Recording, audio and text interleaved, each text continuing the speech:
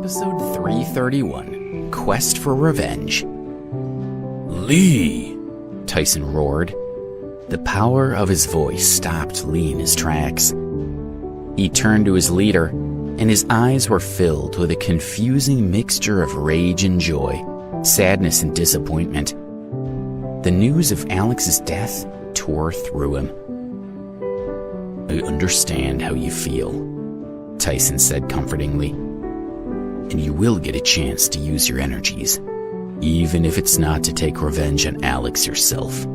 When we go back east, you can inflict all the pain you like." Lee's anger turned to anticipation. "So, when do we go?" he asked and clenched his fists. "I want to destroy them. They killed Damon, just like they killed Julie. History repeats itself. We must take revenge." Tyson shared the sentiment, but he gestured at Lee to calm down. "I know you're itching to go," he said, "but we're not ready. I need a little more time to prepare. It won't be long. And then we'll strike such a blow that the entire martial arts community on the East Coast will topple over." Tyson smiled. He had been preparing his body and mind for this event for a long time. He was very close. Once he had perfected his skill, nothing could stop him. Then he would lead the assault on the East Coast. He had pictured it many times. They would be like a winter storm descending on the fallen leaves, breaking them apart and scattering them to the wind. All those who had wronged the Blood Brothers in the past would be hunted down and destroyed, and the eastern region of the United States would come under their control. Martial arts is a joke over there, he thought. There's no direction, no cohesion. Everyone does what they want. It's just a game, something to do for fun. They need real discipline, and I'll give it to them. "How long until you're ready?" Lee asked anxiously. "If I'm given the space to focus, no more than a month," Tyson said. "After that, nobody will be able to stop us." "A month," Lee thought. "I can't wait that long. I'll go insane." "I request permission to go to Baltimore myself," he exclaimed. "I'll begin the process on my own." Tyson gave him a quizzical look. "Alone?" he asked. "Yes," Lee answered. He straightened his back and stood with confidence. "Nobody over there can match me. If I go myself, I can work more effectively. And if I target the right people, I can cut off the head before the rest of you arrive to devour the body." Tyson thought about it. He couldn't think of anyone who could stand up to Lee in the East. Most of the real threats were growing old, and he would be able to knock them down easily. And once they were gone, the rest would drop like flies. Besides, he thought, Lee is known to be one of us. His actions will teach them to fear us. When we make our move, the mere whisper of our name will drop them to their knees. Lee's idea made sense. "All right," he said. "It's up to you to decide. But if you go, you must not embarrass the Blood Brothers. Work carefully, and don't take unnecessary risks. Once my preparations are complete, I'll check in on your progress." Lee was overjoyed. "Thank you," he said. He walked over to Tyson and bowed to him. "I swear that I'll live up to your confidence in me. I'll crush them for you, and I'll let you know when the time is right for you to come. Once you join me, they'll all grovel before us." "Good," Tyson said calmly.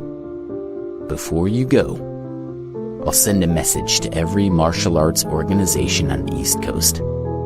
I'll let them know we're coming. And when you arrive, they'll be trembling like leaves." "As you say," Lee said, and bowed to his leader once more. The next day, Tyson sat down to compose his email. It was to be sent to the biggest and most influential martial arts gangs in the eastern region of the United States. The news would spread to everyone, even remotely connected to the martial arts community. The letter read, 100 years ago, the martial arts community of the Northeast area of the United States staged a cowardly attack on the founder of our organization. More than 100 of us were killed, and our founder was forced to take refuge on the other side of the country where he died. This is a debt that must be paid in blood, and the blood that is required to satisfy us is enough to fill the oceans. We are the Blood Brothers. Our founder was betrayed by the gangs of the East Coast. They demolished his life's work, and the pain of it tore life itself from him. But we live on, and we have not forgotten. Starting today, the Blood Brothers demand retribution from the descendants of those who committed this great wrong. Lee Harshaw, our representative on the East Coast, is coming to collect. There will be nowhere to hide. Through him, our fury will descend upon you, and our vengeance will spread death and desolation across your lands. Our assault against all traitors will hang like a flaming sword over your heads until the blood debt has been paid in full. When Tyson was done writing, he clicked send and leaned back in his chair. The war had begun. News of Tyson's message quickly spread across the eastern seaboard. However, the news did not reach the Moon Palace. No one from the Appalachian region had participated in the attack against Hujuli, and the letter had not been sent to anyone in the region. For the time being, Alex and the others at the temple remained unaware of what was happening. The rest of the Northeast was in a state of convulsion. Every gang and martial arts group in the area began preparing for the assault. Some were defiant. Others were overjoyed. Many were scared and disappointed that the peace would be broken. Many of the major gangs remained calm. The sentiment of Tyson's letter was not news to them.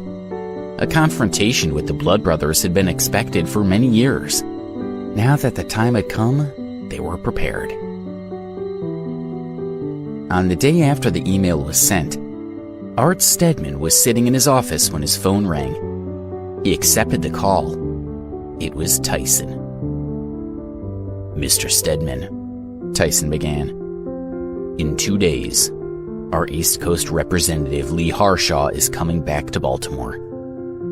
I hope that he can count on your assistance.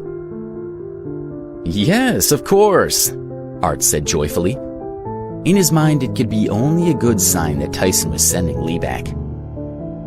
If I may ask, is this the first step of your return to the East? It is, Tyson answered blankly.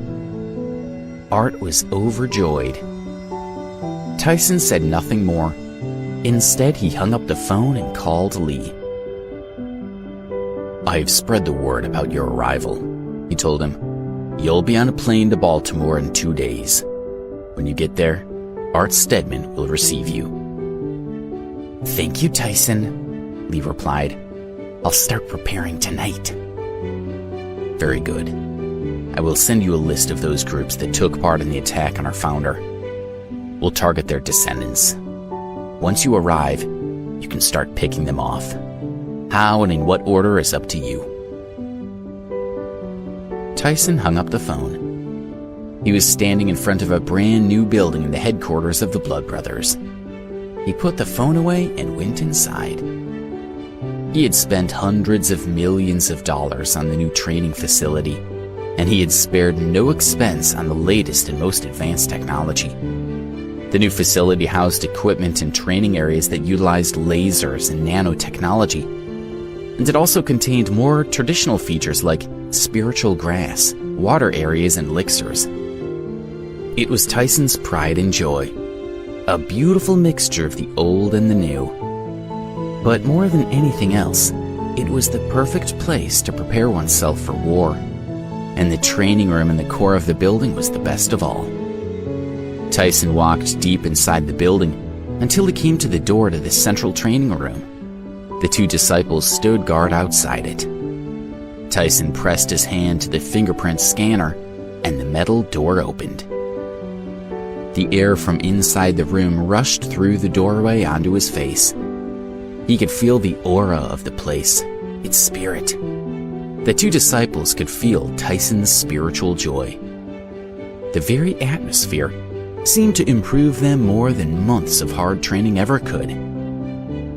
Tyson saw them looking at him. "Disciples," he said with a reassuring firmness. "I expect that Lee will quickly subdue Baltimore. Then we will join him, and together we will conquer the East Coast." He went inside. Meanwhile, Lee was finishing a training session on the frozen lake. When he was finished, he walked from its center towards the edge. When he felt stone underneath his toes, he stopped and closed his eyes. "Demon," he thought, "I will avenge you. I'll make them pay for the price of blood for all their crimes. I swear it."